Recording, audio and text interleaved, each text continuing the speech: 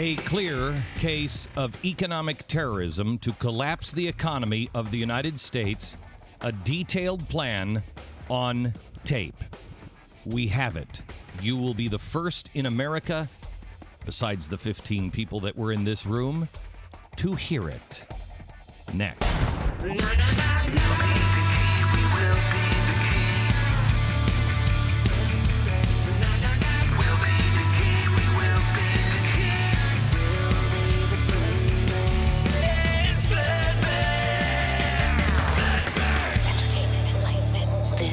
Glenn Beck program. Over the weekend, a tape was presented. Somebody said they had it, and I said, well, I'll believe it when I hear it. Yesterday afternoon, in my office, Scott Baker came in from The Blaze, and he said, here is the tape, and I said, I want the unedited tape. He said, it's 25 minutes. This is the unedited tape. We listened to it. And I called in all of the producers. I called in all the heads of my company. And we sat in a room and we listened to Americans describe how they were going to take down a major U.S. bank in May. And how they were going to collapse the stock market and bring on a second economic collapse. How that this could not appear to be coordinated and could not appear to be coordinated or union-backed. How the unions were dead, and the only way to really restart the unions is to collapse the system.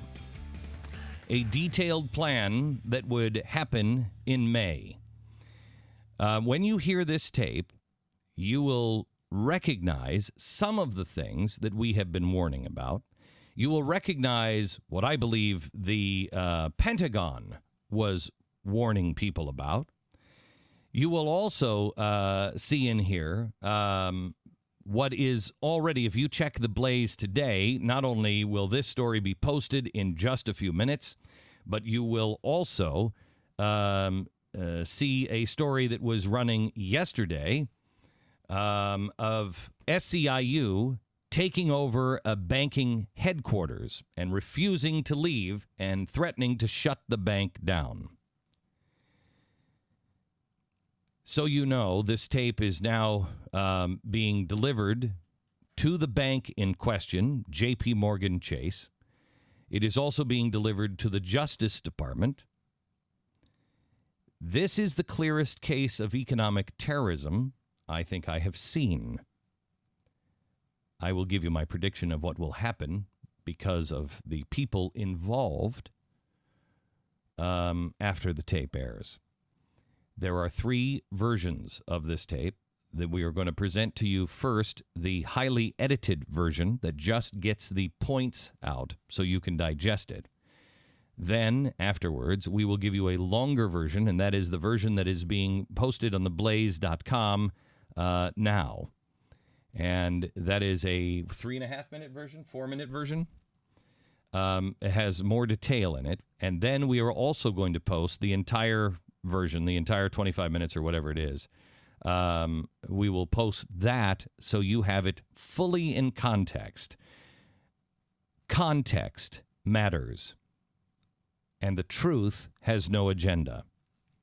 Now, before I play the tape, let me tell you who you're going to hear. The gentleman's name that you're about to hear is Michael Lerner. Stephen Lerner.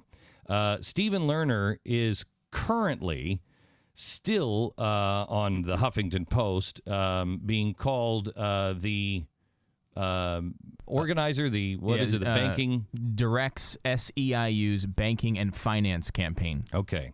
This is a guy who back in the 90s, when the unions were having a discussion on whether we should burn bridges or build bridges, or actually I think it was block bridges or build bridges, he was fighting for block bridges. He is the guy that when they sent the SEIU thugs to the homes of banking officials, that's him. This is what he does. He's also part of the international committee for SEIU. He was. He left the bank after Andy Stern. We haven't decided or can find out now who he's working for. I don't know who's signing this man's paycheck. Maybe he's just one of the unemployed. I want you to know also that the decision was made yesterday. They said, Glenn, you can prove that you're right by waiting until these things begin to happen. I pointed out, here's video of SEIU doing it right now. Here are people that are saying these exact words as a setup right now. We're not holding on to anything. I'd rather be laughed at, called a conspiracy freak, etc., and save the country. The way the country is saved is not by us, but by you. You must spread this information and know that people are trying to play you. Listen now to a tape from Pace University over this weekend here in New York, a room of about 15 people at a conference of 500. These are not bussed-in people that are coming in that are just community organizers and they're bussing in from the inner city. These are the leaders that have flown in from all over the country to get the plans on what's coming next for community organizers. Here it is. People who own a home are underwater, right? Their home is worth, they're paying more for it than it's worth. So he's talking about mortgages being underwater. People are paying more for their homes than they're worth. 10% of those people are now in strategic default, meaning they're refusing to pay, but they're staying in their home. You can understand this, right? 10% of them are in strategic default. They're paying more than. Okay, can you continue to just translate as we go? That's totally spontaneous, right? They figured out it takes a year to kick me out of my home because more foreclosures backed up. I'm going to stay, I won't. So he's talking about how it's a strategic default because they're staying in their homes, despite the fact that maybe they can even pay for the mortgage or just not because they know they won't be kicked out for a year. So he's saying already about 10% of the people are in that situation, a strategic kind of default. Hey, it's just what business does. It's a good business decision. He calls that a good business decision. If you could double that number, you would put banks on the edge of insolvency again. Oh, and if you could double that number, you bring banks to the edge of insolvency. Wait. Notice how he says it. If you could double that number, you can bring the banks back to the edge of insolvency again. This is a good thing to him. And so the question would be, what would happen if we could organize homeowners en masse to do a mortgage structure? Stop. To say... Do you hear that? So what would happen if we could organize homeowners en masse to stop paying their mortgages? If we get 500,000 people to agree, we'll agree we won't pay our mortgages. It would literally cause a new financial crisis. Stop. If we could get 500,000 people to not pay their mortgages, it would literally cause another economic crisis. So now he goes on to describe some other tactics that he wants to employ. The folks that control this country care about one thing: how the stock market does, how the bond market does, and what the bonuses is. So I think we need to have a very simple strategy. How do we bring down the stock market? How do we bring down their bonuses? How do we interfere with their ability to be rich? Okay, so if you can't hear that, he's talking about the people who run this company or this country. Only care about the stock market. That's all they care about. So he's talking about how you bring down the stock market and how you stop rich people from being rich. Okay. And if we don't do, and that means you have to politically isolate them, economically isolate them, and disrupt them. So, stop. Politically isolate them. Economically isolate them. And what was the third one? Get the follow on the transcript, please. But to and to disrupt them. Mm-hmm. Got it? Politically isolate. Economically isolate. And disrupt them. All right? Go ahead. It's not all theory. I'll do a pitch. So a bunch of us around the country think about who would be a really good company to hate. We decided that would be J.P. Morgan. Stop. So we got together and we decided who would be a really good company to hate. It's not who should we hate because they're so evil. This is how it works. This is just like, this reminds me of the Koch Industries kind of thing, who should we get together and make the evil rich person? And they decided Koch Industries. They've done the very same thing, and they're admitting it right now. And they're admitting J.P. Morgan Chase. They got together and they decided who would be a really good one to hate. We decided on J.P. Morgan Chase. Based here in New York. And so we're going to roll out over the next couple of months what will hopefully be an exciting campaign about J.P. Morgan Chase that is really about challenge the power of Wall Street. Stop. So we are going to roll out over the next couple of months what we hope will be the defining... Exciting, I believe. Was it defining or exciting? I thought it was exciting. An exciting new campaign. It was exciting, yeah. That will basically be the defining moment for J.P. Morgan Chase. Yeah, targeting Wall Street. So you know, J.P. Morgan Chase is probably the most financially sound bank out there. We had a discussion yesterday afternoon in the office. Why would you pick J.P. Morgan Chase? There are easier targets. My theory is because exactly what happened during the last financial crisis. I had people who were in the room with the Fed and the Treasury Department and all the banking heads. And I believe it was not Bear Stearns. It was, what was the other one? It's now Barclays. What was it, Stu? Lehman Brothers. I had people that were in the room said Lehman Brothers is not sick. And they were making the case that Lehman Brothers is the healthiest of us. The reason why, when people called me and said, Glenn, if Lehman goes, everybody's in jeopardy. Because if Lehman is in trouble, we know we're not as stable as Lehman Brothers. That's why J.P. Morgan Chase, my theory is being targeted. Because if they can bring down J.P. Morgan Chase, that's the strongest of the bunch. If they can bring down J.P. Morgan Chase, who can't they bring down? And so what we're looking at is in the first week of May, can we get enough people together, we're starting now, to really have a week of action in New York? Stop. So now we have the battle plan. In the first week of May, starting now, they are trying to get enough people together to be able to start squatting on their mortgage, right? Well, that and demonstrating in the streets. Yeah, he's putting together they're putting together the action and the street movements that they want to perform here in May. All right, go ahead. The goal or both. I don't want to give any details because I don't know which police agents are in the room. He doesn't want to go into details because he doesn't know if there's police agents in the room. But the goal would be that we would roll out in New York the first week in May. That we would connect three ideas. That we're not broke, there's plenty of money. Okay, stop. So we're not talking about this in great detail because there might be police agents in the room and they all laugh. Then they go into the strategy here. And I just lost my train of thought. The first thing they want to do is make sure that they tell people there's plenty of money. There's plenty of money. This one is key. You must alert all of your friends. Whenever you hear someone say there's plenty of money, it's just in the wrong hands, or it's just in the hands of these greedy bankers, or it's just in the hand, you know they're part of this strategy. Have you heard anyone say we have plenty of money?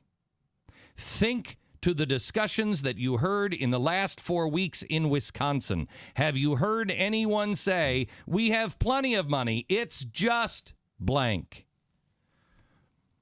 That's the first part of the strategy. By the way, is it a coincidence that it's starting the first week of May? Isn't that May Day? Mm-hmm. Oh, isn't that strange? If you read the transcript, it is really quite frightening. Now, in this transcript, he says, this isn't all theory. Let me do the pitch. And this is where we are. So a bunch of us around the country think who will be a really good company to hate, and we decide that it would be J.P. Morgan Chase.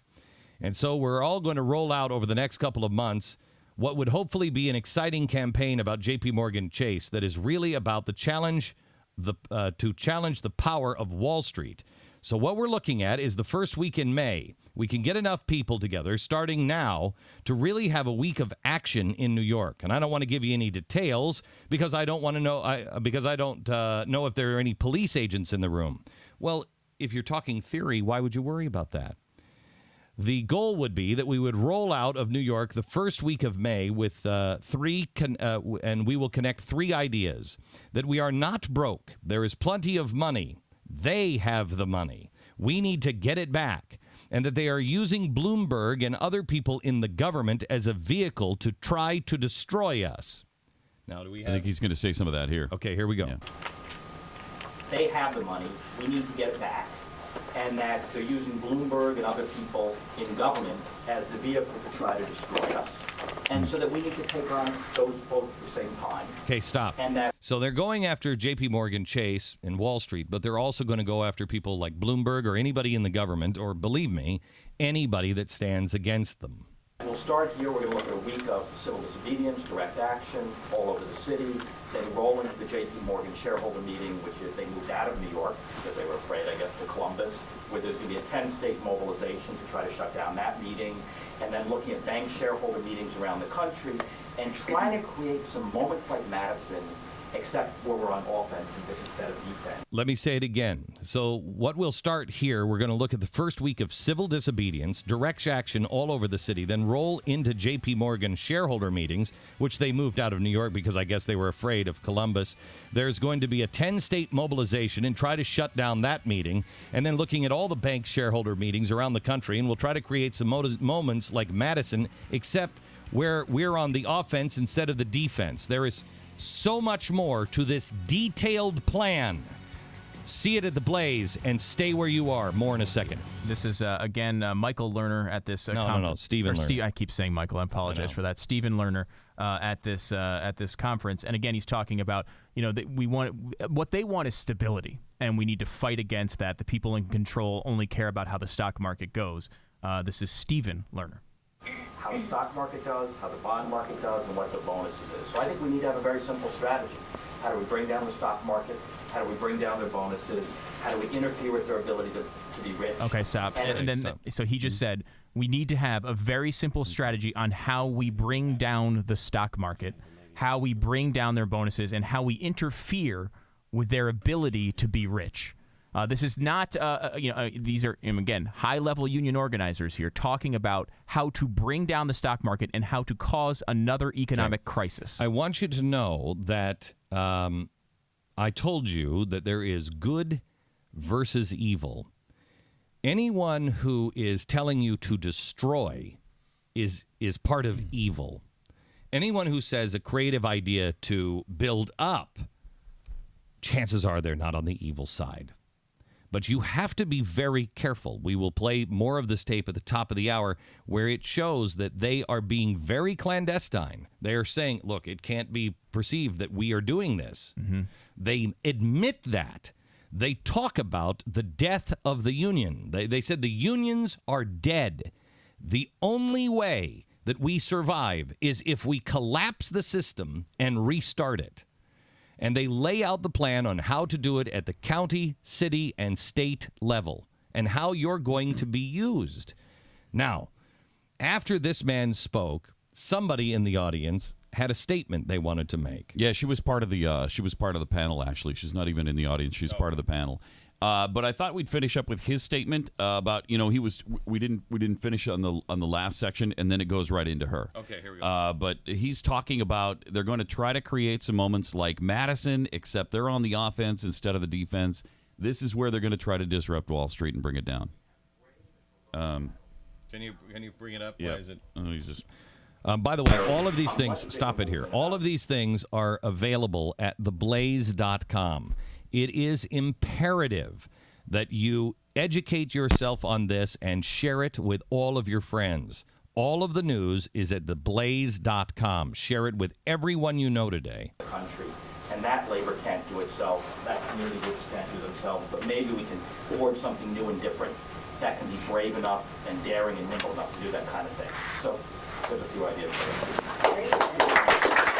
Okay, now here she comes talking about Frances You're Weston. talking about why unions are so invested because of their pension plans and why ungovernability, as Francis Fox Pippin and Cloward taught us, poor people's movements are successful when they create conditions of ungovernability, and then you win victories.